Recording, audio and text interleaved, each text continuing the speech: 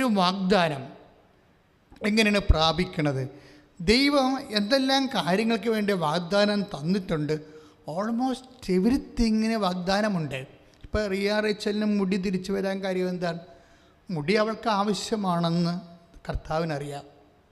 അവളുടെ പ്രൊഫഷൻ നോക്കുമ്പോൾ മുടി അവൾക്ക് ആവശ്യമാണെന്ന് കർത്താവിനറിയാം. അതിന് വേറെ ഒന്നും അറിയേണ്ട കാര്യമില്ല. മുടി അതാണ് ഈശോ പറയണത്. മത്തായി ശ്ലീഹയുടെ സുവിശേഷം 6:32 എഴുതിയിരിക്കണില്ലേ? മത്തായി ശ്ലീഹ 6:32 എന്താ പറയണത്? ഇതൊക്കെ നിങ്ങൾക്ക് ആവശ്യമാണെന്ന് എൻ്റെ സ്വർഗസ്ഥനായ പിതാവ് അറിയുന്നു. Praise the Lord. അതാണ് സംഭവം. അപ്പോൾ അതൊന്ന് വായിച്ചോളൂ. അതിനാൽ എന്തു ഭക്ഷിക്കും, എന്ത് പാനം ചെയ്യും, എന്ത് ധരിക്കും എന്ന് വിചാരിച്ച് നിങ്ങൾ ആകുലരാകേണ്ട. വിജാതീയരാണ് ഇവയെല്ലാം അന്വേഷിക്കുന്നത്. നിങ്ങൾക്കിവയെല്ലാം ആവശ്യമാണെന്ന് നിങ്ങളുടെ സ്വർഗീയ പിതാവ് അറിയുന്നു. അതാണ് ഇത് അപ്പം നിങ്ങൾ ഓർക്കും, ഇപ്പോൾ 6:31 എഴുതിയിരിക്കുന്നത് എന്ത് ഭക്ഷിക്കും, എന്ത് കുടിക്കും, എന്ത് ധരിക്കും എന്നുള്ള അടിസ്ഥാന ആവശ്യങ്ങൾ മാത്രമേ ഉള്ളൂ. അങ്ങനെയല്ല ഈശോ പറഞ്ഞിരിക്കുന്നത്. ഈശോ പറഞ്ഞിരിക്കുന്നത് അതെല്ലാം അടിസ്ഥാന ആവശ്യങ്ങളുടെ കൂടെ ബാക്കി വരുന്ന കുറേ ആവശ്യങ്ങളുണ്ട്. അതുകൊണ്ടാണ് ഈശോ 6:33 അത് കറക്റ്റ് ചെയ്ത് പറയുന്നുണ്ട്. മത്തായി ശ്ലീഹ 6:33 എന്താ എഴുതിയിരിക്കുന്നത്? നിങ്ങൾ ആദ്യം അവിടുത്തെ രാജ്യവും അവിടുത്തെ നീതിയും അന്വേഷിക്കുക. നിങ്ങൾ ആദ്യം അവിടുത്തെ രാജ്യവും അവിടുത്തെ നീതിയും അന്വേഷിക്കുക. അതോടൊപ്പം മറ്റുള്ളവയെല്ലാം നിങ്ങൾക്ക് ലഭിക്കും. മറ്റുള്ളവയെല്ലാം അവിടെയാണ് വിഷയം വേണ്ടത്. അവിടെ എന്ത് ഭക്ഷിക്കും, എന്ത് പാനം ചെയ്യും, എന്ത് ധരിക്കുമെന്നല്ല, മറ്റുള്ളവയെല്ലാം എന്ന് വെച്ചാൽ ഒരു ജീവിതത്തിന് ആവശ്യമായതെല്ലാം. ഒരു ജീവിതത്തിന് ആവശ്യമായതെല്ലാം അത് അവർക്ക് തലമുടിയാണ് ആവശ്യമെങ്കിൽ അതും. പിന്നെ എന്താണ്, നമ്മൾ നേരത്തെ കണ്ട ഷേർലിയില്ലേ, ഷേർലിയുടെ മകൻ്റെ എന്താ പ്രശ്നം? ഷേർലിയുടെ മകൻ്റെ വിഷയം എന്ന് പറയുന്നത് അവന് +2 ആണ്. പക്ഷെ അവന് യൂറോപ്പിൽ പഠിക്കണം. +2 ആണ്, അവൻ യൂറോപ്പിൽ പഠിക്കണം. അതിനേക്കാളൊക്കെ വലിയൊരു വിഷയമുണ്ട് അവന് ഈ ഓൺലൈൻ ക്ലാസ് ആയിരുന്നല്ലോ കഴിഞ്ഞ കൊല്ലമൊക്കെ നടന്നുകൊണ്ടിരുന്നത്. ഇപ്പോഴും ഓൺലൈൻ ക്ലാസ്സിലായി നമ്മൾ. അപ്പോൾ ഓൺലൈൻ ക്ലാസ് പിന്നെ അലർജിയാണ്. അവൻ്റെ പേര് അലൻരാജ് ദേവൻ്റെ പേര്. അലൻരാജിന് ഓൺലൈൻ ക്ലാസ് അലർജിയാണ്. അപ്പോൾ അവൻ്റെ അമ്മ ഇങ്ങനെ പറഞ്ഞ് തലയിലെ വെള്ളം പറ്റുകയാണ്, എടാ നീ ക്ലാസ് അറ്റൻഡ് ചെയ്യും. പക്ഷേ ഇവന് ഒരു ടൈം കഴിഞ്ഞാൽ ഇതിൻ്റെ അത് അറ്റൻഡ് ചെയ്യാൻ പറ്റത്തില്ല. അപ്പോൾ ഇതിനെങ്ങനെ മാർക്ക് കിട്ടണത്?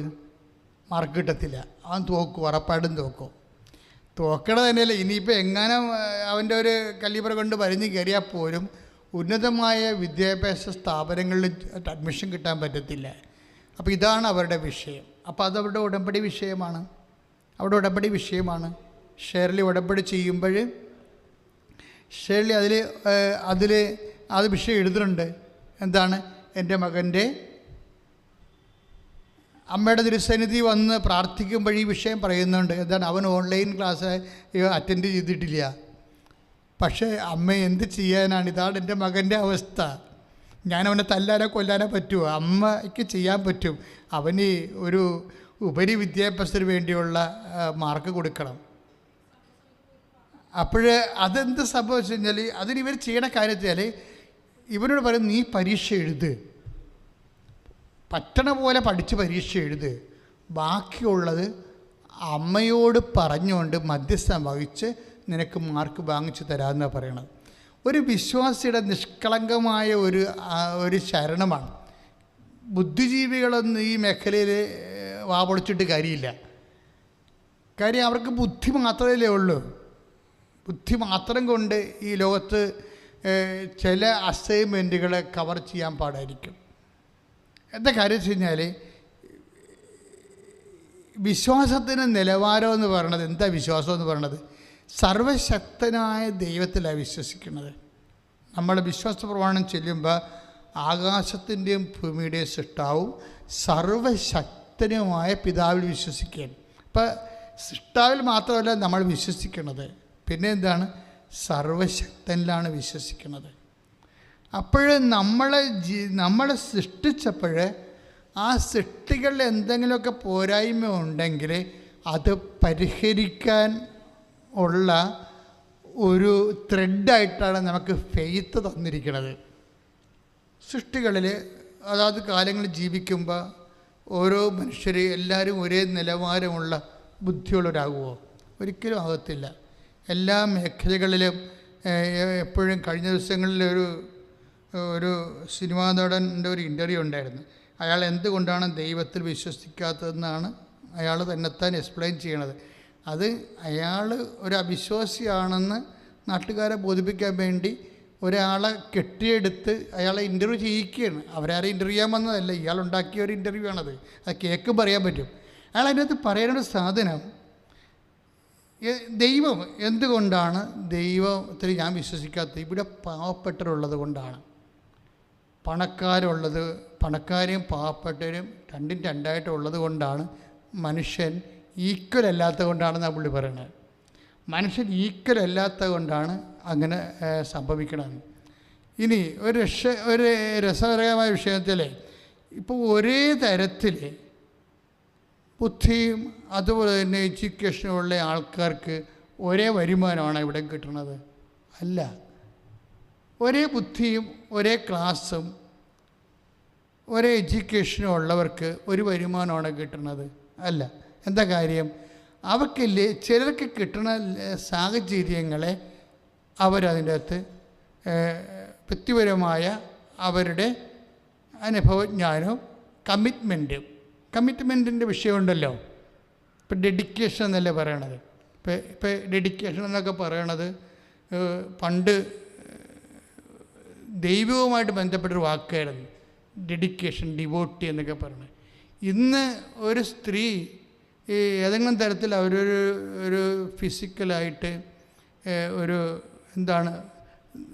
നഗ്നതയൊക്കെ കാട്ടി അഭിനയിക്കേണ്ട റോള് കൊടുത്താൽ അതങ്ങനെ വളരെ സുന്ദരമായ രീതിയിൽ അഭിനയിച്ചു കഴിഞ്ഞാൽ സംവിധാനം എന്താ പറയണത്? അവർ ഭയങ്കര ഡെഡിക്കേറ്റഡ് ആണെന്ന് പറയും.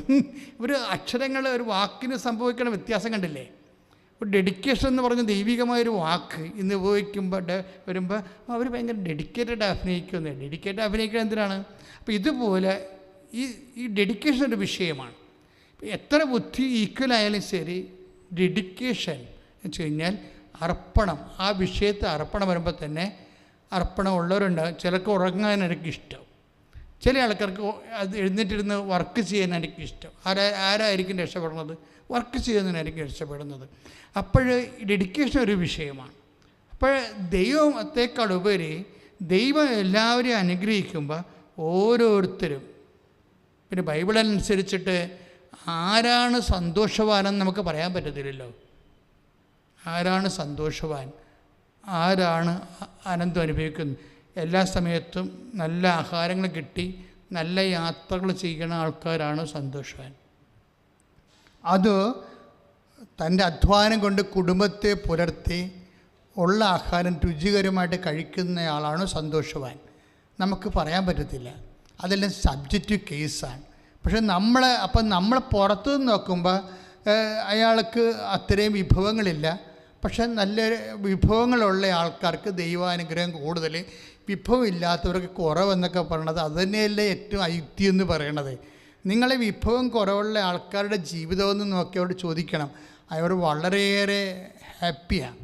ഞാൻ എപ്പോഴും ഓർക്കുന്ന എൻ്റെ ജീവചരിത്രത്തിൽ എഴുതിയിട്ടൊരു കഥയുണ്ട്. കഥയല്ല, ശരിക്കും. അപ്പോൾ അന്ന് പോലെ ഞാൻ ശരിക്കും, അതായത് ഞാൻ സെമിനാരി പഠിക്കുമ്പോൾ ഞങ്ങൾക്ക് ലേബർ ഫോം എന്നും പറഞ്ഞൊരു സംഭവമുണ്ട്. ലേബർ ഫോം വെച്ചാൽ ഈ സോഷ്യൽ അവയർനെസ്സിന് വേണ്ടിയും അവന് സാമൂഹ്യ വികസനത്തിന് വേണ്ടി പ്രവർത്തിക്കുന്ന ഒരു സംഘടനയാണ്. ഞാനൊരിക്കൽ അതിൻ്റെ സെക്രട്ടറി ആയിരുന്നു. അപ്പോഴേ ഞങ്ങളെ പ്രസിഡൻറ്റും സെക്രട്ടറിയും അതുപോലെ തന്നെയൊക്കെ ഞങ്ങളിങ്ങനെ പാവപ്പെട്ടവരുടെ സോക്കോൾഡ് അങ്ങനെയുള്ള ഭവനങ്ങളിലേക്ക് നമ്മളിപ്പോൾ ചേരി എന്നൊക്കെ പറയണത് ഇന്നത്തെ സമയത്ത് അങ്ങനെ സബ്സ്റ്റാൻഡേർഡ് വാക്കുകൾ അങ്ങനെ ഉപയോഗിക്കാൻ പാടില്ല. അപ്പം അന്നത്തെ കാലത്ത് ആ വാക്കിന് ചേരുതെന്ന് തന്നെയായിരുന്നു അർത്ഥം. അപ്പോൾ ഞങ്ങൾ അങ്ങനെയുള്ള സ്ഥലങ്ങളിൽ, ആലുവയിൽ അങ്ങനെയുള്ള സ്ഥലങ്ങളിൽ പോയി. അപ്പോൾ ഒരു ദിവസം ഒരു വീട്ടിൽ ചെന്നപ്പോൾ അവിടുത്തെ അപ്പൂപ്പനാണ് ഒരു തെങ്ങും തടി, 2 തെങ്ങും തടി വെച്ച് ആണ്, കട്ടിലില്ല, തെങ്ങും തടിയിൽ എന്തോ ഒരു കയറ്റ് പായക്കിട്ട് അതിന്മേൽ പായ കിടക്കുകയാണ്. അപ്പം ഞങ്ങൾക്ക് ഭയങ്കര സങ്കടം തോന്നി. എന്താ കാര്യം? ഞങ്ങൾ കട്ടിലാണ് കിടക്കണത്. അപ്പം കട്ടിലെ കൊതുക് വരെയൊക്കെ അപ്പം അവന് കൊതുക് വരയില്ല. അതിന് പകരം എന്തെങ്കിലുമൊക്കെ ചകിരിയൊക്കെ വെച്ച് പോക്കുന്ന പരിപാടിയാണ്. അത് പുറത്താണ്. അപ്പോൾ ഞങ്ങളവർക്ക് ദൈവം ഇത് എങ്ങനെ നരകം പിടിച്ച് എന്തൊരു ജീവിതം. ഈ അപ്പാപ്പന് നമുക്ക് കട്ടിൽ വാങ്ങിച്ചു കൊടുക്കാം. ഇപ്പോൾ ഈ ശിശുവിടെ മുമ്പിൽ നിന്നല്ലേ ഇതൊക്കെ പറയണത്. ഇപ്പോൾ ഞങ്ങൾ വന്നിട്ട് എന്ത് ചെയ്യും? ഞങ്ങൾക്കന്നൊരു വരുമാനം ഇല്ലല്ലോ. ഇപ്പം ഞങ്ങൾ ഈ ലേബർ ഫാമിലുള്ള ആൾക്കാരെല്ലാം ഇട്ടുകൂട്ടി 10 രൂപ 20 രൂപയൊക്കെ എടുത്തിട്ട് ഞങ്ങളുടെ സെമിനാരി കാർപ്പൻറ്ററിനെ പോയി കണ്ട്. കാര്യം സെമിനാരി എപ്പോഴും 2 കാർപ്പൻറ്റേഴ്സ് സ്ഥിരം ഉണ്ടാവും. അപ്പം അവരോട് പറഞ്ഞ ചേട്ടൻ ഞങ്ങളോട് ബന്ധമുള്ളതുകൊണ്ട് ചേട്ടൻ ഞങ്ങൾ കുറച്ച് കാശ് തരാം, സെമിനാരിയിൽ നിന്ന് പ്രൊക്രേറ്റർ അച്ഛനോട് തടി അനുഭവിപ്പിച്ച് തരാം, ഒരു കട്ടിലുണ്ടാക്കി തരണമെന്ന് പറഞ്ഞു. അപ്പോഴുടനെ അപ്പോൾ ആ ചേട്ടൻ കാർപ്പൻറ്റർ പറഞ്ഞു ഓക്കെ, പക്ഷേ ഈ ടൈമിന് പറ്റില്ല, 5 മണി വരെ എനിക്ക് വർക്കുള്ളതാണ് ഇവിടെ. 5 മണി കഴിഞ്ഞിട്ട് ഞാൻ എല്ലാ ദിവസവും ഒരു 15 മിനിറ്റ് വീതം നിങ്ങളുടെ വർക്ക് ചെയ്യാം. ഉടനെ തരാൻ പറ്റത്തില്ല. കാര്യം ഞാൻ രാവിലെ മുതൽ നമുക്ക് മനസ്സിലാവും, രാവിലെ 8 മണിക്ക് വരുന്ന ആളാണ് 5 മണിക്കാണ് പോകുന്നത്. പിന്നെ നമ്മുടെ വർക്ക് എക്സ്ട്രാ വർക്കാണ്. അപ്പം അങ്ങനെ വരുമ്പോൾ ഒരു ബുദ്ധിമുട്ടുണ്ട്. അപ്പം 10 മിനിറ്റ് 15 മിനിറ്റ് 20 മിനിറ്റൊക്കെ ആയിട്ട് ആ മനുഷ്യൻ 1 മാസം കൊണ്ട് ഞങ്ങൾക്ക് കട്ടിലുണ്ടാക്കി തന്നു. അപ്പം ഞങ്ങൾക്കാണെങ്കിൽ ഭയങ്കര സന്തോഷം. കാര്യം ഈ കട്ടിൽ ഞങ്ങളൊരു ശനിയാഴ്ച ആഘോഷമായിട്ട് ഈ 6 പേരും കൂടി ചുമന്നുകൊണ്ട് ചേരിപ്പോവും. കട്ടിലാണ്, വലിയ സംഭവമല്ലേ. അപ്പോൾ അത് ചുവന്നുകൊണ്ട് ചേരി ചെന്ന് ഈ കട്ടിലിട്ട് കൊടുത്ത് അപ്പം ഞങ്ങളെ സംബന്ധിച്ചിടത്തോളം ഞങ്ങളേണ്ട വലിയ ഒരു കാര്യം ഞങ്ങളുടെ ജീവിതത്തിൽ നടന്ന പോലെയാണ്. കാര്യം ഏറ്റവും വലിയൊരു സൽപ്രവൃത്തി നമ്മൾ ചെയ്ത പോലെ അതിൻ്റെ എല്ലാ ത്യാഗവും അനുഭവിച്ചാണ് ചെയ്യണത്. എല്ലാ ത്യാഗവും. കാര്യം ഞങ്ങളുടെ കയ്യിലും കാശില്ല. ഇത്ര പേര് ത്യാഗം അനുഭവിച്ചു. ആ കാർപ്പൻറ്ററും ത്യാഗം അനുഭവിച്ചു. അപ്പോൾ ഇത് ഇങ്ങനെ കൊണ്ടുപോയി കട്ടിൽ കൊടുത്ത് ഞങ്ങൾ മേടിക്കാനുള്ള കാശും കൊടുത്ത് അപ്പാപ്പനെ അവരുടെ സന്തോഷമായിട്ട് പോകുന്നു. അവർ നന്ദിയൊക്കെ പറഞ്ഞ്. അപ്പോൾ ഒരു മാസം കഴിഞ്ഞപ്പോൾ വീണ്ടും ഞങ്ങൾ ആ ചേരിച്ചത്. അപ്പോൾ നമുക്ക് നമ്മുടെ അപ്പാപ്പനെ കാണാൻ പോകണ്ടേ എന്ന് വിചാരിച്ചു. അങ്ങനെ പോവാം. അപ്പോൾ അപ്പാപ്പന് സന്തോഷമാവില്ല. വേറെ ഒന്നുമില്ല, ആ മുഖത്തൊരു ചിരി കാണണം. നമ്മൾ വേറെ ഒന്നും ഉദ്ദേശിച്ച് പോകണമല്ല. ആ മുഖത്തൊരു ചിരി കാണുമ്പോൾ നമുക്കൊരു സന്തോഷം, ആശ്വാസം, ഒരു സംതൃപ്തി, അതാണ് ഉദ്ദേശിക്കണത്. അപ്പോഴേ ഞങ്ങൾ ചെല്ലുമ്പോൾ കട്ടിൽ കാണാനില്ല. അപ്പോൾ ഞങ്ങളുടെ മുഖം ആപ്പാടെ വിളറി. അപ്പോൾ ഞങ്ങൾ ചോദിച്ച് നിങ്ങളുടെ കട്ടിലെന്തി? അപ്പോൾ അവരാരും മിണ്ടണില്ല. ഞങ്ങൾക്ക് കട്ടിലല്ലേ. അപ്പോഴേ പറഞ്ഞ് അപ്പോൾ ഞങ്ങൾ ഷമ്മാശം പറയണേ, ഷമ്മാശ അതേ കട്ടിലേക്ക് കിടന്നിട്ട് അപ്പാപ്പന് ഉറക്കം മുന്നില്ല. അതാണ് പ്രശ്നം. ആ കട്ടിലേക്ക് കിടന്നിട്ട് ഉറക്കം സത്യമായിട്ട് നടന്ന കാര്യമാണ്. അവർക്ക് അപ്പാപ്പന് ഉറങ്ങാൻ പറ്റണില്ല. പിന്നെ എന്ത് ചെയ്ത്? പിന്നെ എടുത്ത് പുറത്തിട്ട് അപ്പനെ താഴെ കിടത്തിക്കൊണ്ട് മറ്റുള്ളവരെ ഇങ്ങനെ കട്ടിലൊക്കെ കിടക്കണം എന്ന് വിചാരിച്ചുകൊണ്ട് അവരെ പുറത്തിട്ട് കട്ടിൽ കൊടുത്ത് കാശ് പിടിച്ചു. കട്ടിൽ കൊടുത്തവർ കാശ് മേടിച്ചു. എന്നത്തിടുന്ന കാര്യം ചെറിയ വീടാണ്.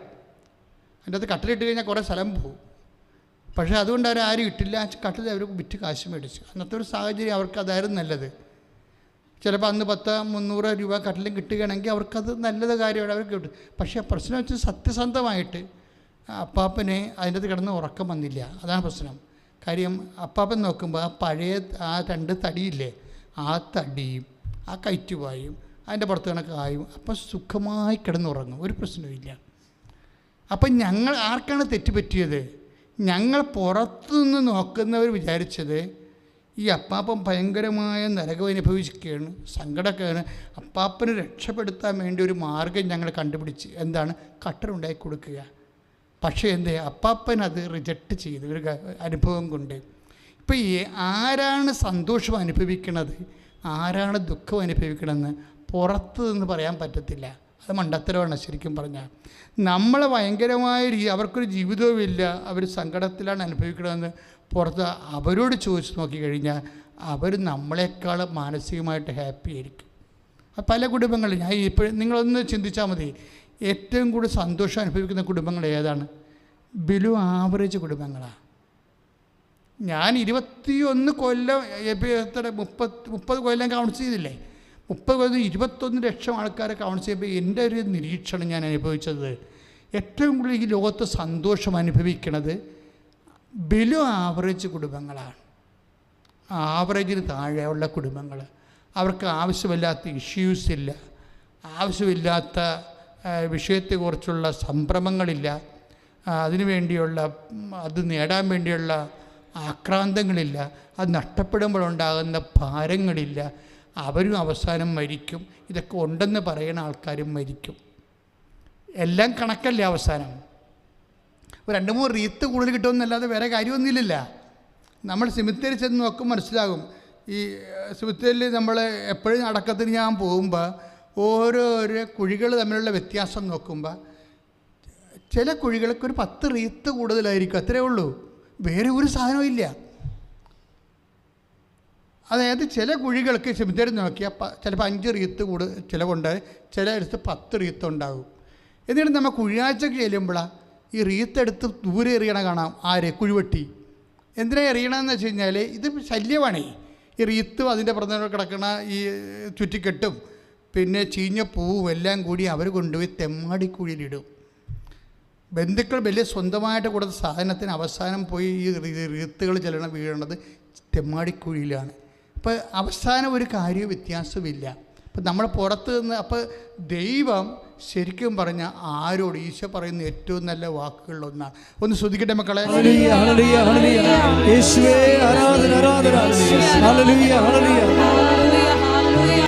മത്തായി ശ്ലീഹായുടെ സുവിശേഷം 20:13. മത്തായി ശ്ലീഹായുടെ സുവിശേഷം 20:13.